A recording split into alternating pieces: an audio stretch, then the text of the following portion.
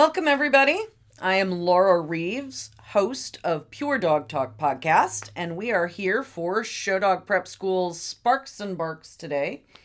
And so, this particular little video, we're going to talk about some handling tips. And I thought, well, I could have a dog and I could show you, but So, we're just going to do this. These are some highlights of some of the podcasts that I've done on stack your dog, how to move your dog, how to do all of that stuff, and also handling seminars that I give pretty frequently. If you want to know more than what we cover in this very short little video, you can go to www.puredogtalk.com and you can go back and keyword search some of those early episodes on how to stack your dog, how to move with your dog, free stacking, lots and lots and lots of great information that are in the first early episodes that are not now available as automatic downloads on iTunes or Spotify or any of the other various platforms because we took the RSS feed drags down. So basically they are archived on the website. Go check them out there if you want more information. Okay. Now we're going to say you have a new show dog. And whether this is your first new show dog or your 20 millionth new show dog, the important thing, I believe, is that you can always learn something new. Each dog is different, even within a breed. They have different strengths, they have different weaknesses, they have different temperaments, they have different whatever it is, and you need to know how to accentuate the good, de-accentuate the bad, and understand that your ability to present the best aspect of your dog to the judge is what makes you able to win or not able to win. Whether you are a paid professional handler or an amateur handler, it really doesn't matter. If you know what's good and bad about your dog and show the good and don't show the bad, you're going to win more times than you lose. Okay, so you're going to make sure that your new show dog has been evaluated by your breeder, by your mentor, by whoever. You've all agreed, yes, this is a show dog. You've maybe gotten some outside input. Maybe you had Vicky take a look at it. Maybe you had me take a look at it. Whatever. You found consensus that, yes, this is a good show dog. You've done all of the work. The breeder did the work for early socialization. You've done all the work up to 16 weeks and then on to 6 months and 9 months. And you've done all this work with this dog and you are ready to go. So you are going to have been doing through that whole process. Hopefully you aren't starting at 9 months right now. Through that whole process, I find the best way to teach things like stand, stay, or walk on a leash or all those things is when they're baby puppies and you can sort of incorporate it into your daily routine. Like my dogs, my baby puppies have to stand, stay for their bowl. They look at their bowl, they want their dinner, and they have to stand still. Now, I don't make them have perfect feet and perfect ears. I just need them to stand still. I really don't care what their feet are doing. I need them to stand still. I have German wire-haired pointers. Standing still is like legitimately an amazing life skill for this breed. So that's where we start.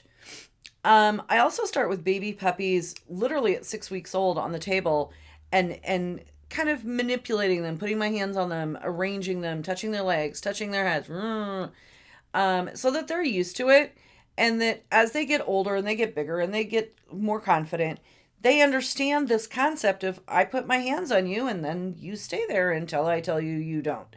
And you can make that transition from the table to the ground a lot easier if you start when they're baby puppies and you use that time up to 16 weeks, that their little brains are so malleable and so soaking up information like a sponge. And if you have any doubt or any question about this, go back to the podcast and listen to Gail Watkins from Avidog talking about those socialization periods. And listen to the podcast that we did with Jane Killian about puppy culture. There's a lot of information out there. Trust me, this is important. you've got 2 months from when I send it home to you, and you have 2 months to make the most of that time. And then there's a big window that pretty much shuts down. And the rest of the work that you have to do is just going to be more difficult. Not that it can't be done. It's a lot easier to do it when they're a baby. Okay, so walk on a leash. Super important. Once again, we do not start with, I'm going to put this leash on the top of your head and you're going to trot right beside me. No, that is not how we start. We start with happy puppy on a really soft little kennel lead, and I follow the puppy around. It's as if the puppy is teaching me to walk instead of the other way around. And that is the way we get happy puppies on the end of a leash. We don't start out dragging them. We don't start out making them walk in a dead straight line. We just kind of follow them around and say, puppy, puppy, puppy, let's go this way. And like, oh, hey.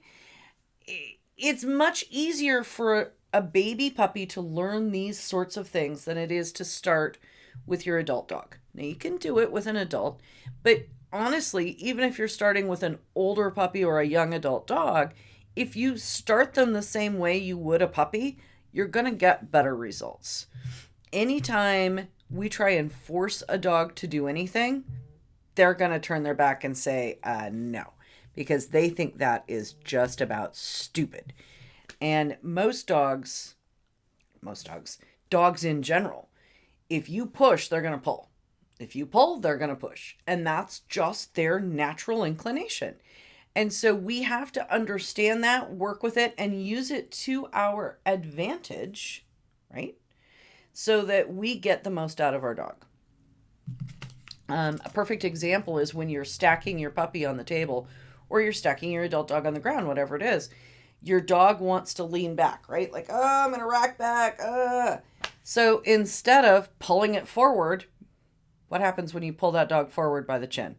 It's going to push back harder. No, get off me. Right? Okay. So instead of doing that, we rub down the back, we get to the base of the tail, and we gently, people, right from the base of the tail, gently kind of rock the dog back. And then its natural inclination is to come up over its front. It's a miracle. So, using the dog's natural inclination to fight with you to your advantage, genius. Okay, breed-specific grooming. Clearly, there's a bunch of you listening. If you have a dog with a double coat, learn how to line brush. If you have a dog with a drop coat, learn how to line brush. If you have a dog with a beard, learn how to keep it washed and not stinky and gross. If you have a dog with a super short coat, you'd better learn about which particular products are going to work best to give that dog high glossy shine and no dandruff and a bristle brush and very specific to each breed, and that is part of handling. Grooming is not separate. It's not its own industry. When you have your own show dog, you train it, you show it, you trim it, you bathe it, all of that is on you, right? So, I think one thing that people sort of lose track of and or get super obsessed about with, one or the other, there doesn't seem to be a lot of happy medium, is what do we wear?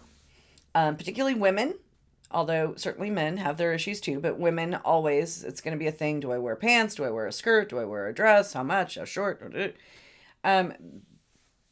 Remember the nuns.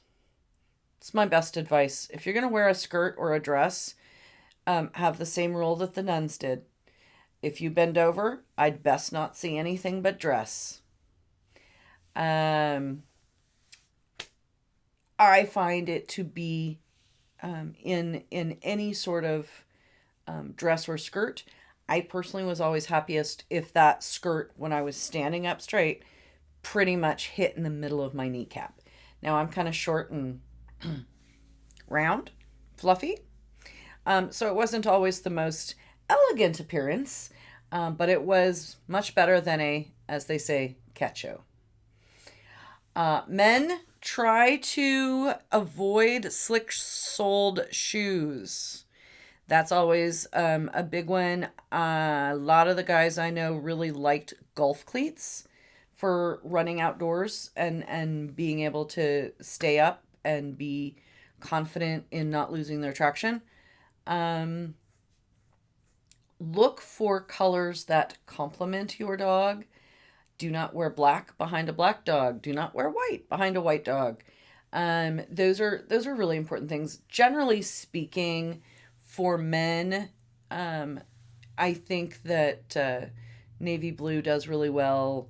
Maybe a pair of charcoal slacks, stuff like that.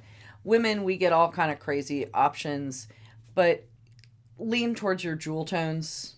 They're always going to, almost every breed is going to look good with that. I mean, avoid, certain colors with certain breeds. Irish setters, maybe you don't want to have exactly pink, but whatever, right? But the most important part is to make a frame for your dog and not to be in front or overwhelming or overpowering your dog. Those are critical dog handling tips. Oh, there's so much. Dog show etiquette.